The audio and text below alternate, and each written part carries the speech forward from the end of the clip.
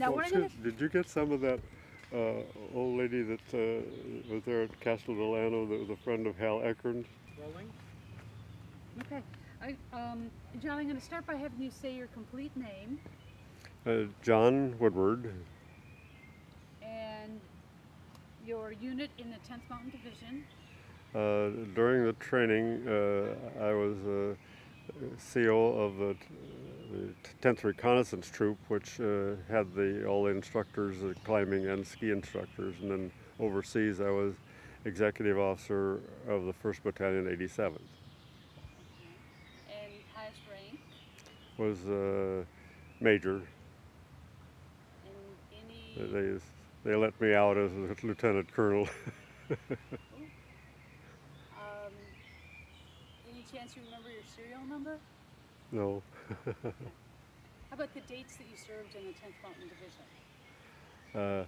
Well, I went in a year before the 87th was formed with the 15th Infantry Ski Patrol, and I spent about 6 weeks with them. We trained and tested equipment and hiked from Snoqualmie Pass to Mount Rainier over a week, and with sleeping with shelter halves, and it was a really good rough trip.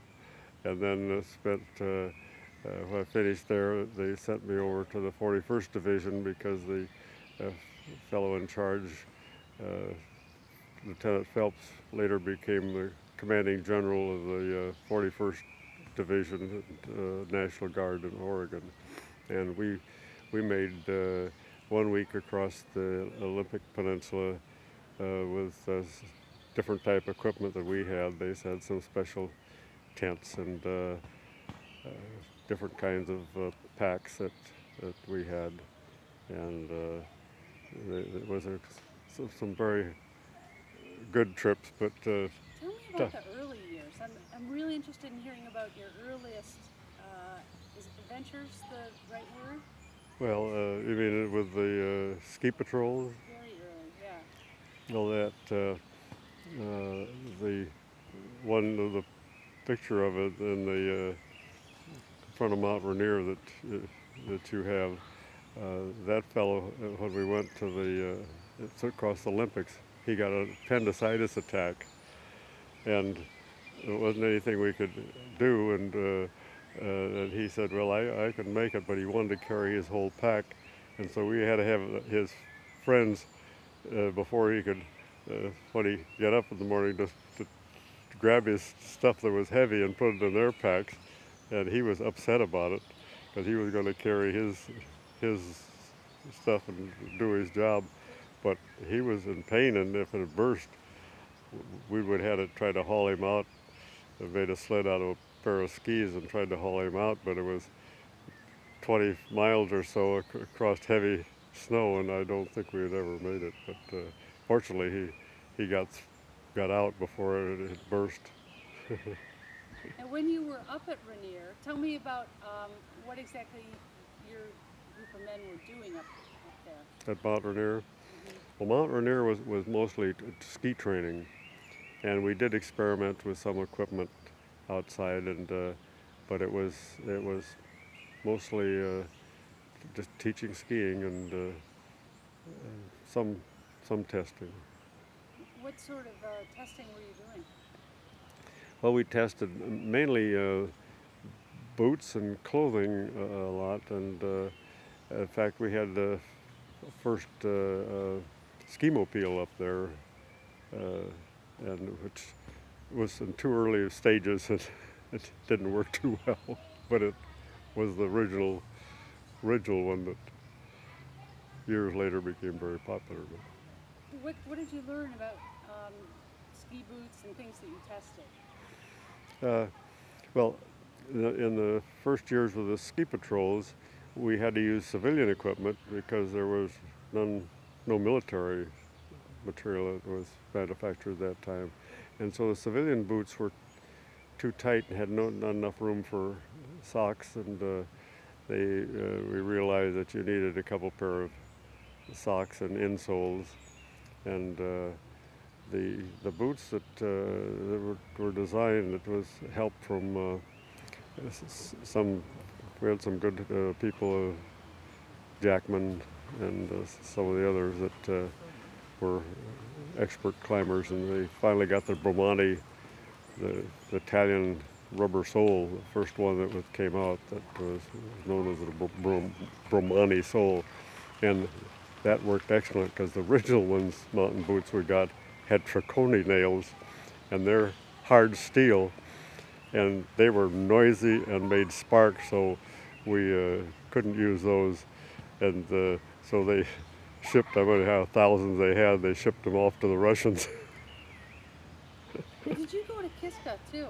No, fortunately, Colonel Rolfe called me in and told me to go pick out 150 ski instructors and go down to Camp Carson, and we were supposed to finish up all the manuals on skiing and climbing and go pick out the ski and climbing areas at Camp Hale while they were building it. So it was pretty nice duty and kind of a break. That was a good one to miss. Yeah. If you had to miss one, that might have been a good one. Why don't you tell me a little bit about the kind of instructing you did early on at Camp Hale? Well, one of the things that was the first year, it was rather interesting. We, as ski instructors still do, they don't always agree on the methods and type of instruction. Well, at that time, most instructors all came from out of Hannah Schneider's area, had either been taught by him or one of his students. So I would say that 95% of the instructors in the United States knew Arlberg, and that's what they taught. But the Swiss technique, Paul Lafferty, Captain Lafferty at that time, we went out and put packs on with a fair weight in and checked the Swiss technique out against the Arlberg. And the Swiss was much more suitable because you didn't rotate your shoulders. Well, if you had 60 pounds on your back and rotated your shoulders, you were in trouble. But the Swiss technique, you didn't.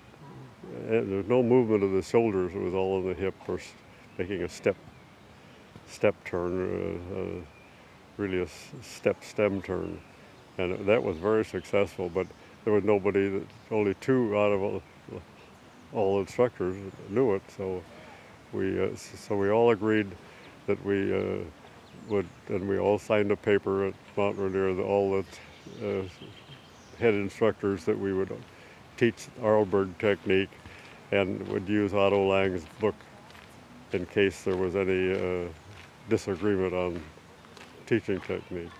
So you were teaching the instructors? Yes. Well, I had the instructors that were teaching the instructors. I ran it, and so it was.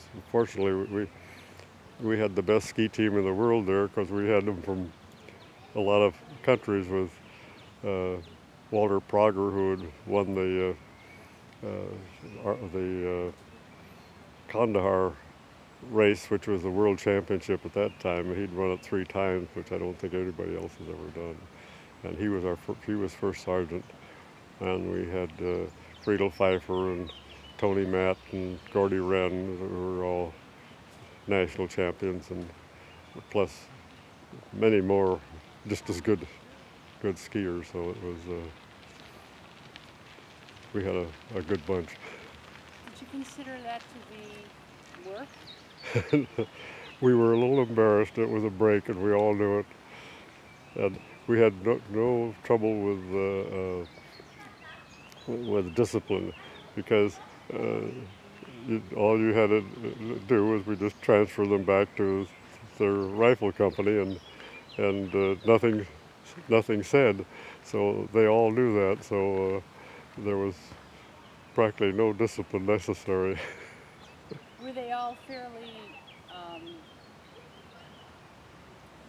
they didn't come out of a military background. Did they accommodate easily into a military structure? Not all as well as Prager, because Prager had been in the Swiss Army, And to get to be an officer of the Swiss Army, he was a lieutenant. They even did things like jumping off two-story buildings with into the lake in the winter with full equipment on. And they got some real rough training, but and some of them had some little military training. Some of them in the Austrian Army, and you don't usually think of people who are in the ski life as being given to military structure. well, a lot of we had some bad publicity as they thought there were. They said, well, the ski troops, they think they're all elite, and they're just a lot of them are wealthy ski bums. How did you overcome that? Well, I guess we overcame it when we did a good job in Italy. Tell me a little bit about when you observed, when you participated in some of the, like Warner Brothers coming out to shoot their films. Were you involved in some of the production of newsreels? Yes, the first film that Otto Lang made was winter of the 15th Infantry Ski Patrol and 41st, and there were just four of us from the 15th and four ski instructors from Sun Valley that were the people who were filmed in the Sun Valley in his training film, which had very little military information in it, but of excellent ski instruction film. And he hoped to make it and get them let it out to the public. And he spent a lot of time picking beautiful locations and getting beautiful film background, and there was nothing secret in it at all. And but the Army wouldn't let it. Where do you think that film went from Otto Lang? It's available. In the archives? Yes. The Denver archives? Yes. It says, and it was really a very artful production. What was the name of it? What was the name of it? It was just basic ski instruction. This is the same thing Herb Snyder told us about, and that's one that we have. Well, I think I have a copy myself. It's probably out in Arizona. Really? Debbie has it. I'm positive. You know what? I have so much film from there. Maybe I do have it, and I don't realize. Have you happened to have you talked to Herbert Schneider here? Yes. And what sort of things, talking to the son of somebody who was so influential in ski instruction history, what would you two actually laugh or talk about? Well, he was in the company, and I knew him there, and he was one of the men, and so he was treated like anybody else, and it was I'm sure he approved of us using his father's technique, which is the book written by Otto Lang. But in fact, when I first learned to ski in 1930, well, I'd skied with toe straps in Iowa, but at 9, but can't really call it skiing.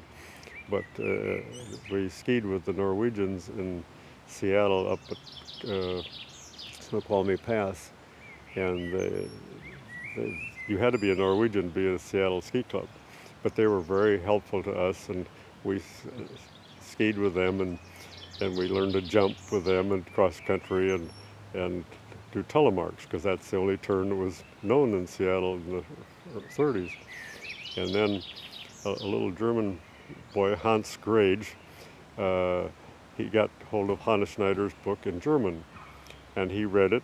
He went up the mountain and tried stem turns and snow plows, and and Christianias, and he learned by looking at the book, and did very well. And then he taught us, so it was about secondhand that we got it from, and that's where we first learned our Arlberg technique, was that thing. Then about a year or two later, Otto Lang came out to Mount Rainier, and we got straightened out a little bit more.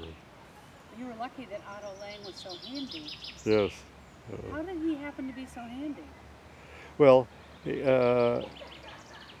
I think he heard that Mount Rainier didn't have any instructor, and there was it was one of the biggest ski areas, and very active, and I think in his book, I think as I remember, he wrote out there to the manager of the Rainier National Park Company, and they were interested in him coming out and teaching, so he came.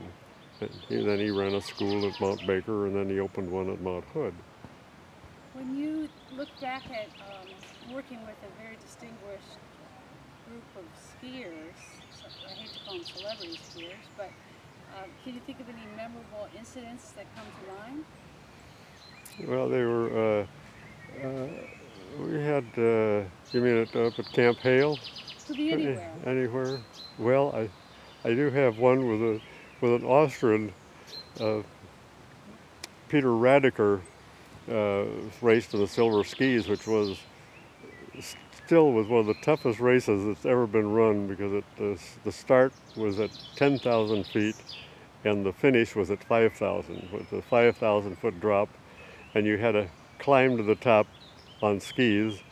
You put your climbers on, sealskin climbers most of us had, climbed to the 10,000-foot peak. It took, without stops, it took you about 3 hours. And then you'd, 5 hours. It was always about 1,000 feet an hour. And then you wrap your climbers around your waist, put your number on, and start down. And the first 160 of us started at one time, and it was really bad because it couldn't be packed properly, because you had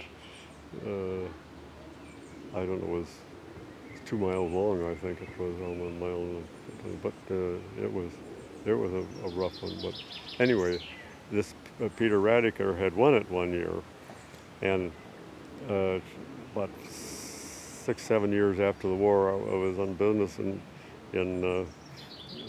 Austria, and I was having lunch up Zellem Sea, about halfway up the mountain, and on the wall there was a picture of an old farmer with a long, wide-brimmed hat, a rugged-looking old fellow, and I noticed the name said Peter Radiker, and I thought, my gosh. And so I asked the waitress there, and I said, is that Peter Radiker? Was he a racer? Oh, yes. And I said, oh, is he still alive? Oh, yes. I said, well, do you know where he is? He says, yes. He's right down out that ridge down there. He's got a little almhouse. And I said, oh my God. And is he liable to be there? Oh yes, he's there all the time. So I skied down there and went in the door, and a handsome young Austrian with lederhosen on and came up and said, oh, Morgan, and can he help me? And I said, I understand your father is here, Peter Radiker, and yeah, over there in the booth. And so I walked over and introduced myself and told him I had raced against him in the silver skis, and didn't come close to him, but congratulated him on winning. And he says, yeah, that's the silver skis, a beautiful trophy that was all hand carved of a beautiful pair of skis, carved from solid silver. And it was about 18 inches tall, and every little detail, cable binding on it, and the whole works. But he had it there, and I told him how beautiful it was, and congratulated him. And I said, I heard that you were in Italy near Mount Belvedere back then. No, I don't know if I was there or not. And I said, we heard that you were captured near the end of the war in Italy. No, I was never captured. And he says, were you ever wounded? And I said, no. He said, then you wasn't up against us. So I could see I wasn't doing too well. And so I thought that's about where my looking up an old skier was ended. So I excused myself and left, and that's the last I've heard of him.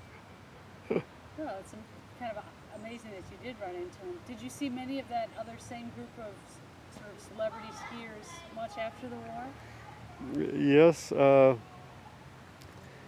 Well, of course, Walter Prager, he was my first sergeant, and in fact, he was the first sergeant, and then he became first sergeant of the 1st Battalion, 87th, that I went overseas with.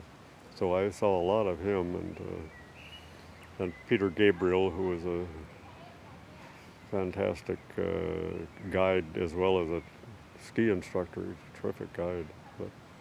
And I kept close contact with him for a long time.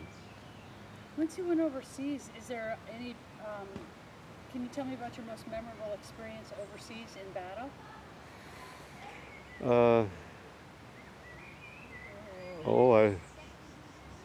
I think one interesting one was right as we were breaking out in the Po Valley. The battalion commander asked me to run back and find a tank destroyer that was attached to us, and I ran back and found them, and unfortunately we were on a ridge that was right on the skyline, and the only road was down that ridge road, so the Germans could see, and the 1st Tank Battalion was on our left down in the Samoja River, and there was a lot of German 88 artillery that were down there to help fight against the 1st Armored. And so they started firing shells at this outfit, and the shells had special fins that made a real screaming noise. So the tankers could hear it and was hoping it would make them turn around and or back, get out of the area. So anyway, they went across the ridge, and I was fortunate to be running alongside, but I was on the defilade side away from where the Germans were firing, so I was no chance of them hitting me. So, but they got way ahead of me, and then I heard a lot of commotion down ahead, and the 2nd Battalion commander was getting upset with him because they'd run over some of his rations, and they said, "Who's in charge?" And they said, "That major running up behind."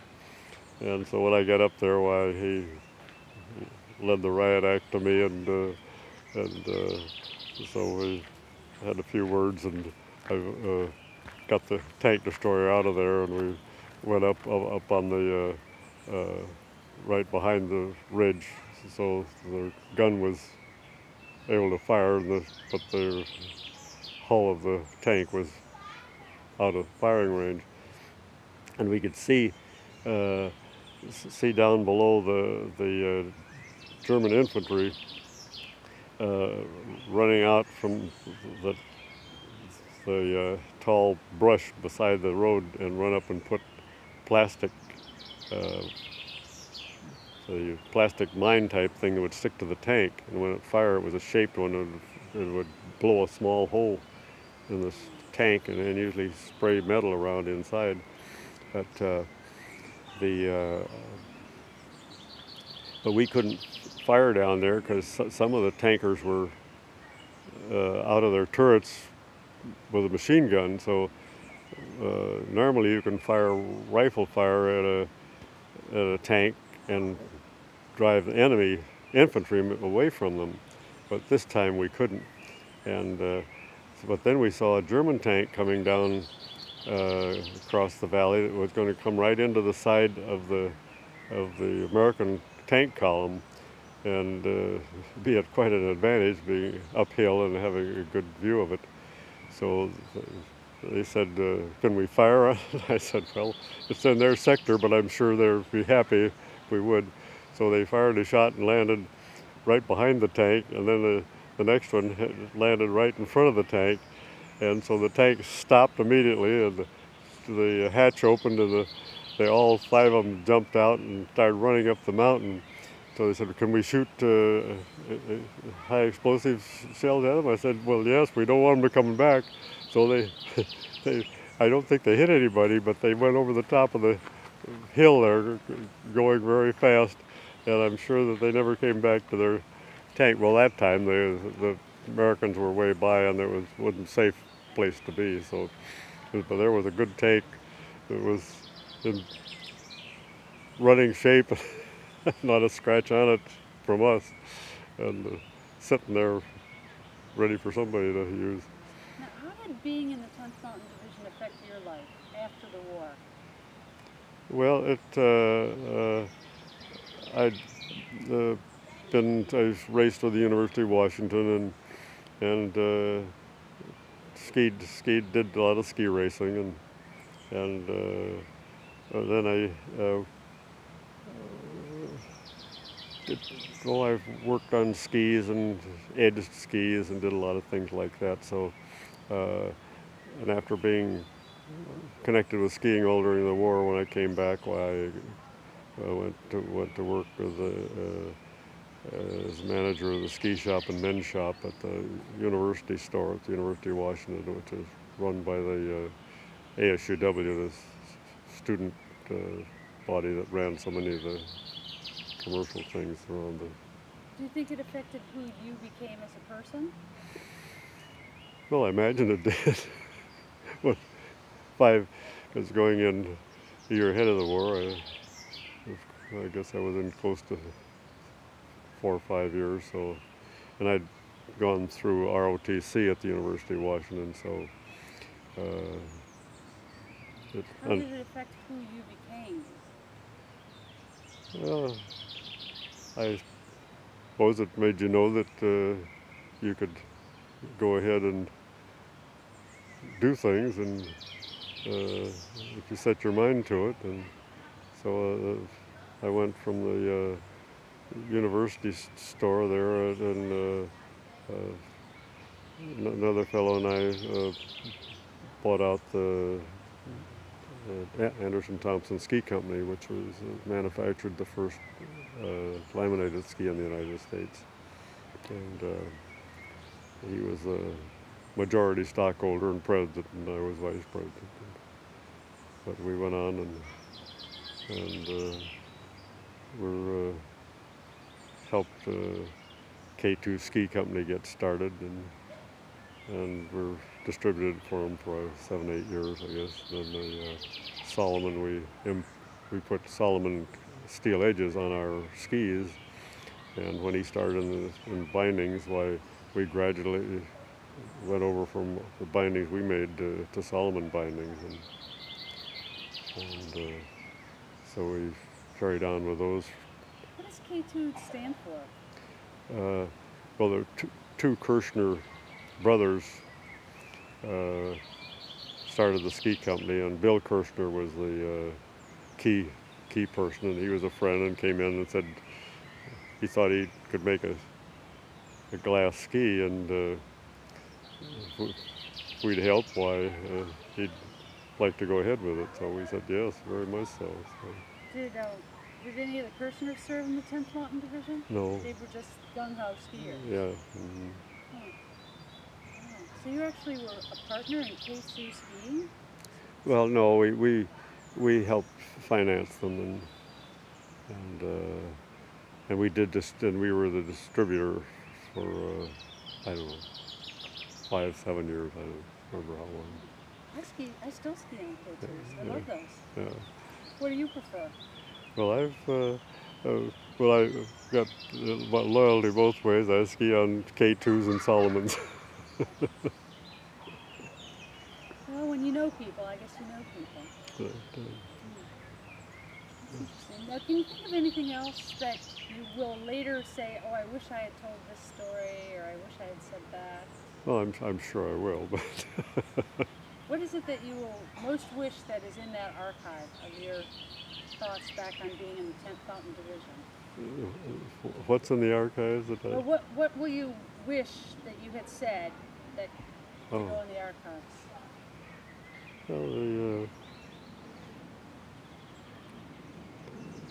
Well, it was.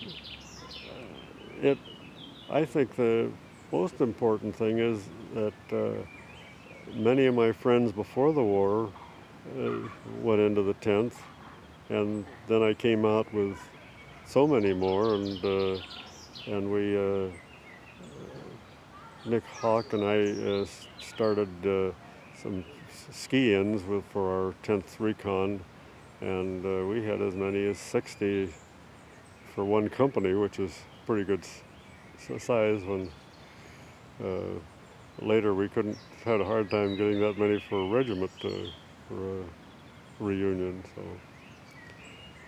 that was, I think, probably the most important thing. And even today, 10th Mountain, although my number of them are getting fewer because age is catching up with us. And but that's probably the most important thing. It's really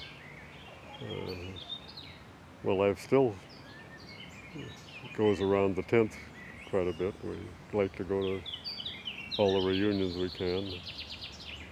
You have such a good attitude about everything. You know, did you always have this your whole life? Well,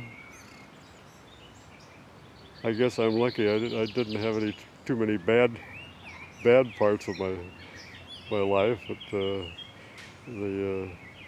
I had a family that let me go hiking when I was 15 and 16. The 2 or 3 of us used to go up in the Cascades or the Olympics and stay for a week.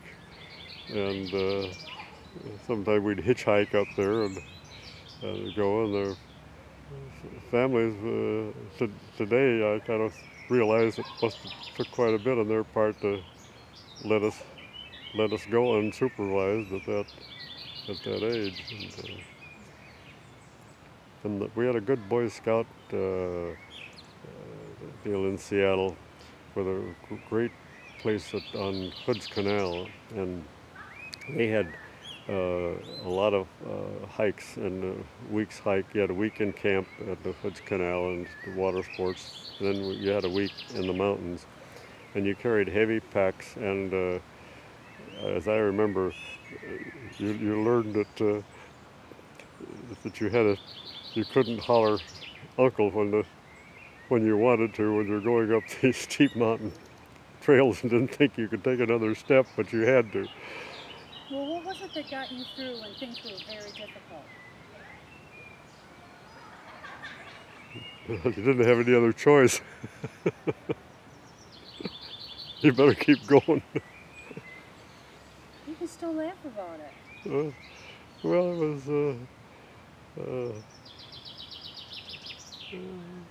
well, you know, and you always realize that when you made it through, it never seemed quite so bad.